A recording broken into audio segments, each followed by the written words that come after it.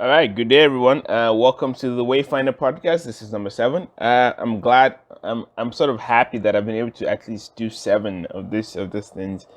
I'm making it low. I'm making the Wayfinder. So I just a little bit of housekeeping. I started a new podcast called the Mind in Context podcast, and that can also be found on this Still Arrow YouTube page. And that one is much more professional because I'm trying to delve into my science research there and sort of talk about the ideas and talk around them to develop better hypotheses.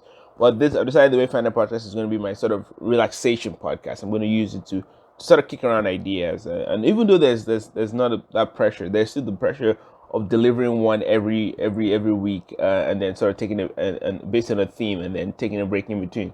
But anyways, I'm glad I've been able to do them, and I hope if you listen to them that you're enjoying them, and I look forward to putting out more. Anyways, today's podcast is number three in the health series. The first was about mental health, and then the second was about spiritual health, and now we're in cultural health. And by that I mean, what does the healthy cultural mind look like? And I'm going to touch on that in today's podcast, and hope you enjoy. To begin, I'm going to share a poem. It's one of mine, actually. It's called "The Beatitudes of the Jaded Optimist." Or the Beatitudes of Jaded Optimism, and I chose that as the title for the poem because I think to be in this world as an adult human being trying to navigate society and culture, you need to be a little jaded. And by that I mean you need to be a little pragmatic. You need to understand that things aren't always going to go your way, and that sometimes people aren't always after your best interests, and as such you need to be a little like the Christ put it, you need to be as wise as serpents, but as innocent as doves. And so jaded optimism means that you're a little cynical, you're a little pragmatic, but you're also an optimist in the light that you understand that things can get better. Anyways, this are the beatitudes of the jaded optimist. Blessed are the brokenhearted, for that is the story of us, you and me, all of us. Blessed are the troublemakers, they show us what to avoid or how to get away with it. Blessed are the profane, for they show us where the line is. Blessed are the lost, for they show us that there might be a way to be found. And most of all, blessed is suffering, for whatever reason, it means the opposite exists, somewhere, someplace, most likely. Anyways, all right, so let's get into it. The healthy cultural mind. So this is this first picture here is sort of how I see the cultured mind. The cultured mind is one that has that's grounded in a certain ethos, and by that I mean a spirit, right? And sort of manifested all the way up through ethics and then sort of rigorous thinking and the logos, which is so the logos is quite different from logic. Logic is a certain coherent framework. Logos is so German people talk about the logos. The logos is the well ordered word, right? So by that it's being able to reason deeply about socio-cultural issues, right? And logic is the domain of really stringent, like mathematical and physical thinking, and then beyond that, style. But ethos is it's not the same thing as the zeitgeist. The zeitgeist is sort of the spirit of the age.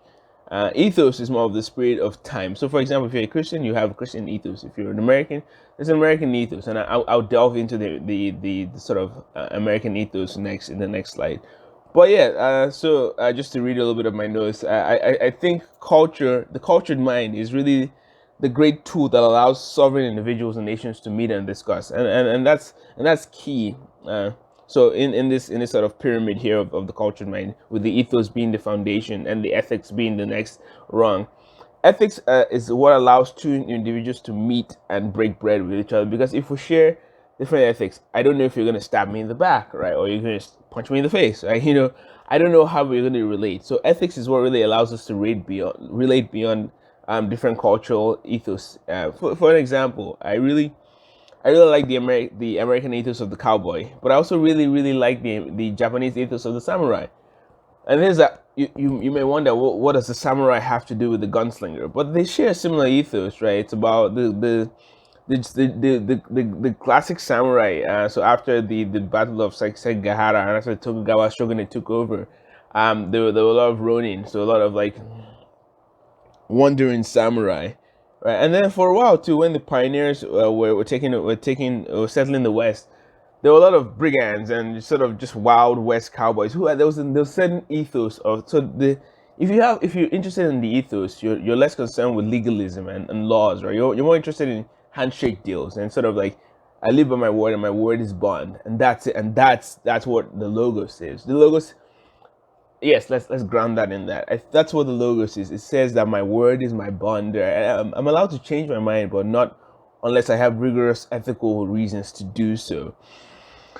Anyways, but the thing about life as such is that what we really see is mostly the style, and by that I mean aesthetics, right? Where we go about in everyday life, we see people's style, and that sort of reaches us the most. And first impressions matter, and your aesthetics say a lot about who you are, but they don't tell the whole picture.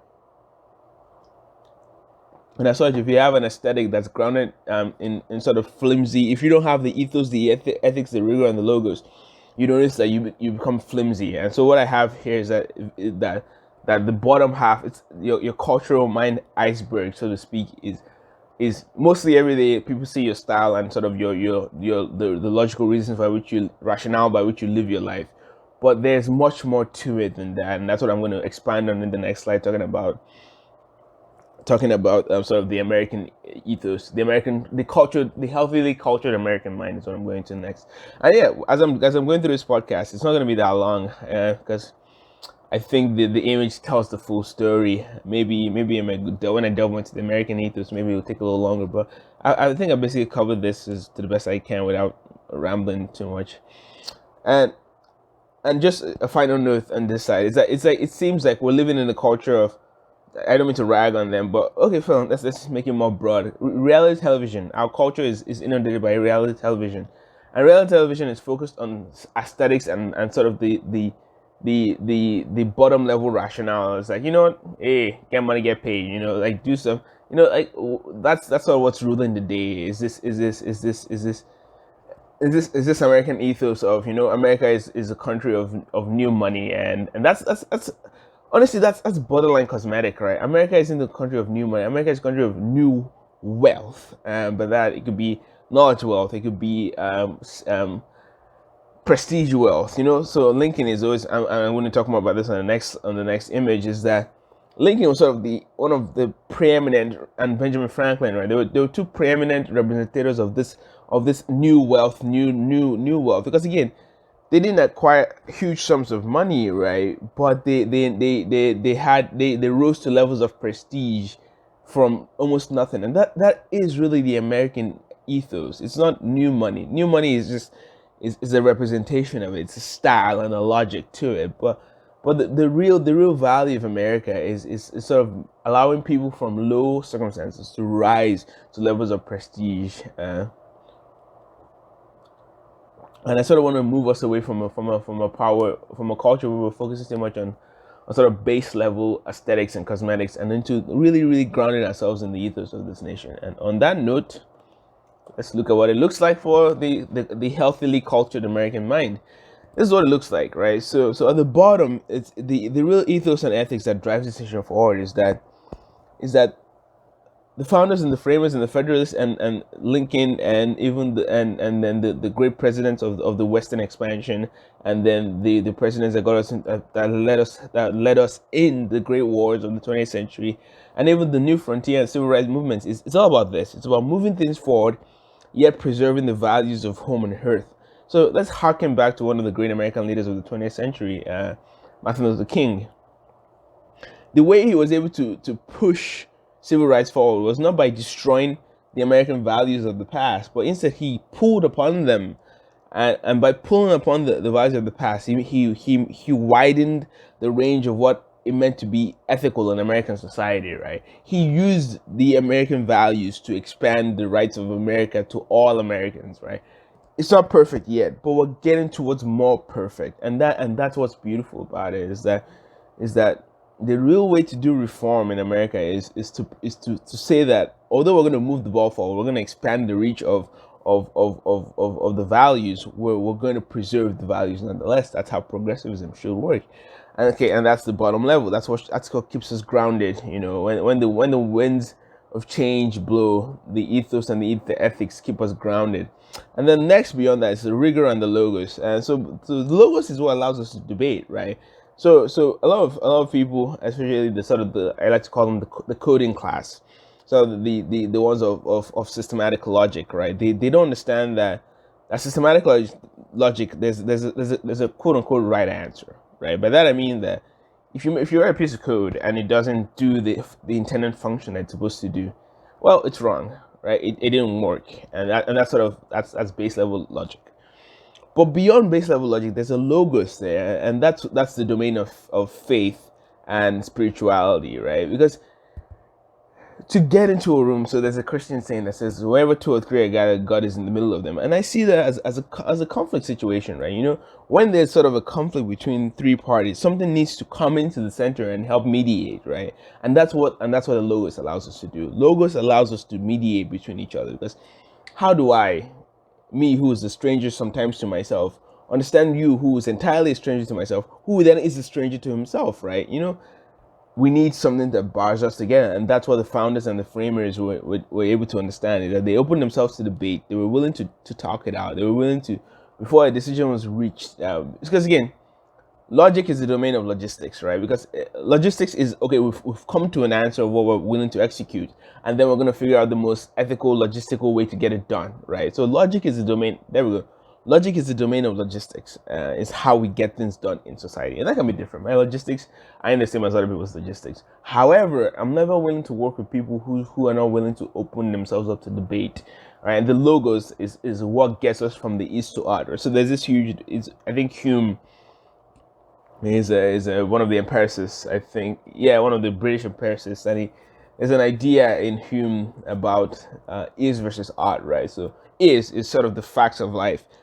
But the is can't tell you what you ought to do. And that's what the logos is useful for. That's what the dialectic is useful for. That's why we talk to each other, is that we go from is to ought via dialogue. And dialogue, the basis of dialogue is the logos. It's actually pretty good. Anyways.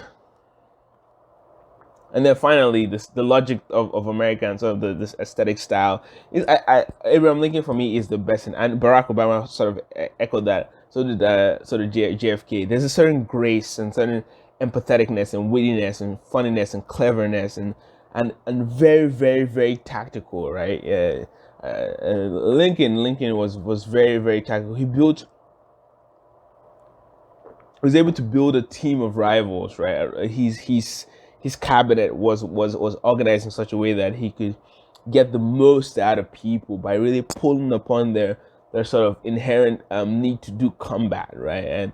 And he was able to talk. He was able to not talk too wise, not seem too smart, seem like tough guy all the time. He was able to humble himself, right? And he was very witty and very clever, and he was very, very, very. And while he was a verbose man, Lincoln could talk. He was highly recalcitrant in really serious situations. He knew how to be serious, but he knew how to be witty, and that's what makes Lincoln sort of the preeminent American citizen. I see, when I think of American citizenship, I think Lincoln. I think Benjamin Franklin, JFK, Barack, Martin Luther King. There's a certain grace to them, a certain empatheticness and wittiness, but highly tactical, right? You need to have good logistics, right? And your logistics should be grounded in good ethics. So a lot of people hacking onto Machiavelli's The Prince, and so this is how I will contrast two characters in history. Yeah, I'll contrast Abraham Lincoln with Machiavelli. Machiavelli was highly tactical, but again, he was willing to do whatever it took, right, to get it done and achieve what they wanted in the realm of the court. Abraham Lincoln, on the other hand, wasn't willing to do all that, right? He was willing to ground his logistics, his logic, in a greater ethos and a greater ethics, and stuck to that rigorously, and valued the debate, and that's what makes him the preeminent American citizen, in my opinion. And that's the thing. That's what is valuable in American society, is that it rewards the logos. It rewards the well-spoken word. It rewards the ability to speak clearly and speak in relation to others. Benjamin Franklin, a preeminent American citizen, came from nothing, but understood the word, understood how to use words as a key and a prison Mark Twain, even across the aisle in England, Churchill, Oscar Wilde. People who were able to understand that to garner the hearts and minds of the people, you needed something deeper than logistics, right? Even just as a segue before I move on to just sort of wrapping it up, uh, uh, Adolf Hitler, who I despise. I despise, but I understand. His struggle was quite a real struggle, but Hitler had he, although he was a logistical genius, he needed to galvanize the people, and the logos is what lets you galvanize the people. And you don't notice that if you have a bad logos, like he did, you galvanize people to do atrocity. If you have a good one, like Lincoln, like JFK, like Franklin, like Barack, you can't possibly direct the people to do good things with good logistics, right? And anyways, so just to wrap up, the healthily cultured American mind is one that is on the surface funny, witty, clever, empathetic, sympathetic, but very, very rigorous and tactical. And all that is grounded in being open to conversation, open to dialogue and debate, because we're trying to move things forward while preserving what is wheat and what is shaft. Because in the American, so I saw an amazing tweet about this that said that although America's foundation has slavery in it, it's not all slavery, it's not all atrocity, right? So that's the thing. So we need to figure out what the cornerstones are and what the bad stones are, and remove the bad stones while keeping the cornerstones, because we don't want the whole, and this is a point to reformers and revolutionaries of our time. We don't want the whole system to crumble down, because again, when the whole system crumbles down, you don't know who's going to get hit by the stones. You don't know who's going to get hurt. You don't know who's going to lose their property, their family, their lives. You don't know who's going to get hurt. And as such, we don't tear down the whole artifact. We don't tear down the whole nation. We don't tear down the whole thing. What we do is we're careful, and we step back, and we step out, and we look at the whole structure, and we go, okay, that's a cornerstone, that's a cornerstone, that's a cornerstone, that's a cornerstone. Okay, but that one's a bad stone. It's actually causing this thing to be unsteady, and we need to replace it with something else. And that's what we do, right? That's what the healthy American cultured mind does. It steps back. It takes eagle eye perspective, and it goes, okay, we're doing this right, we're doing this right, we're doing this right, we're doing this wrong, we're doing this wrong, and it separates wheat from chaff. The great American mind, the great cultured American mind, is a filter for what should be done. Okay, so this last slide is just showing that the cultured mind has valence, right? Because you can't operate in this world if you don't have a valence. By that I mean, if you don't know what is quote unquote good or bad, and the valence of the cultured mind is that some things are sacred and some things are profane, and that some things are secular and sacred, and some things are spiritual and sacred, some things are spiritual and profane, some things are spiritual, secular and profane. And so the real job of the cultured mind is to stay in the, so I've put it in the top left zone, because again, church and state should be separated. I do think that's a phenomenal understanding that we came to out of experience, right? Because again, think about it, the founders of the American nation were descendants of people who came from England due to religious persecution. As such, the law was born from experience, right? And so to separate sort of spiritual wars and sort of religious wars, and they separated church and state. Fantastic. Culture is the domain of the secular. So what we should try and do is we need to stay in the top left corner as much as possible, because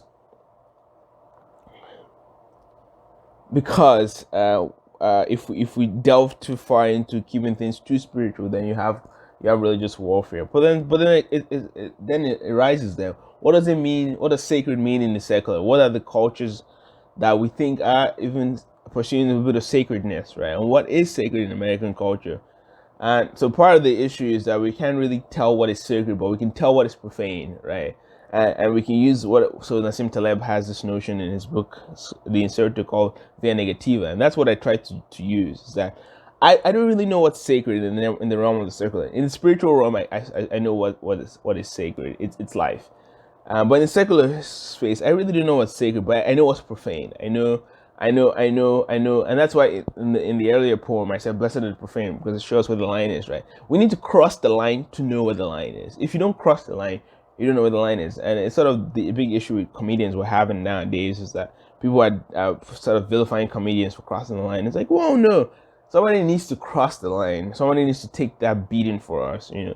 Someone needs to point out fallacies, you know, and say, okay, man, maybe the line isn't quite where we think it is, and they go over it, and then we go, well, not that bad, and the line changes a little bit, right? So I think this is where this is what entertainment is useful for. Entertainment and art and entertainment is useful for telling us, okay, here's what this is what polite society is after. Is it really worth having there?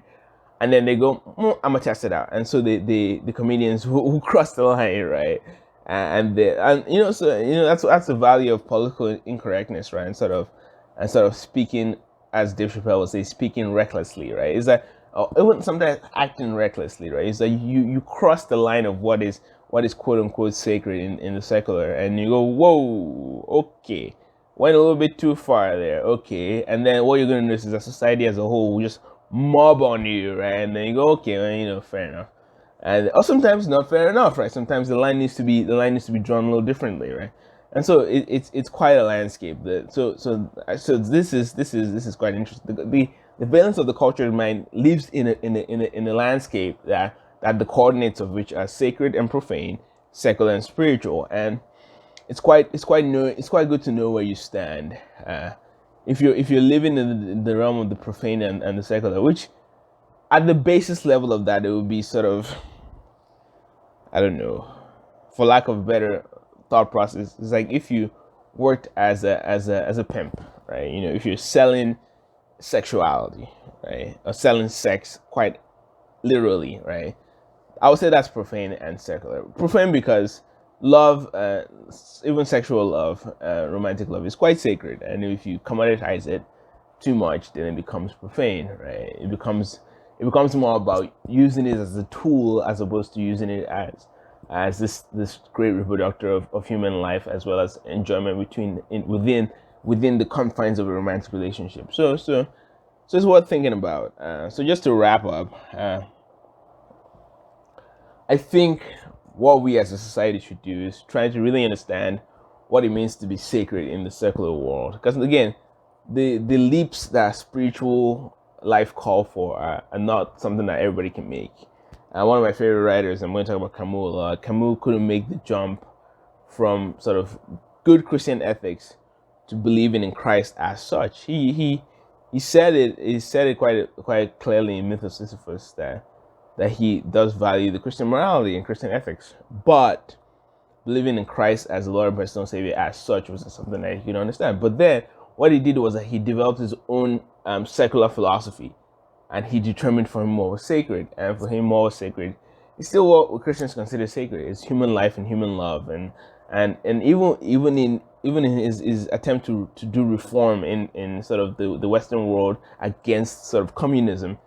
His approach was that, okay, I don't know what we should be doing, and he kind of got flack for this. He said, I don't know what we should be doing, but I know what we shouldn't be doing. And you know, when you say that, you sound like a Pollyanna, right? You sound like I don't know exactly what, I don't have any positive suggestions to give you. Positive suggestions mean prescriptions for action, but I can tell you what we shouldn't do. I can tell you what the negations should be. And again, so in society we tend to want prescriptions, right, and as opposed to restrictions, right? And so Camus, this flamboyant French dude with all the panache of a movie star, was asking for restrictions, right? And it's quite profound. But anyways, just to wrap, yeah, we need to be more sacred. We need to allow for the profane. We need to allow. So just to wrap, we need two final points. We need to allow room for the profane, so we know what the sacred is. And we need to move more into sacredness, because if we live in a time where it's all profanity and nothing is really protected as sacred, then we drift too far and we become a nation of nihilists and cynics, and that's not a happy place to live in. But anyways, this is WayFinder number 7, Cultured Mind, and I hope you learned a thing or two. And if you have any feedback and comments, let me know, because I think this is something that it's it's open to discussion, right? So the next podcast is going to be on societal health, and that's where we're getting more into solid ground. Culture isn't really solid ground. Culture is the air we breathe. But then societal health is that one is more solid ground, and physical health is ground zero, right? And so mental health, spiritual health, those are more like the air we breathe. Uh, and those allow a little bit of pontification and brainstorming and sort of like end of one practice. But when we get into societal health and physical health, then things get a little bit more real. And so I need to do a little prep work for that. So I hope you enjoyed, and I hope to hear from you, and hope you enjoyed, and see you next week.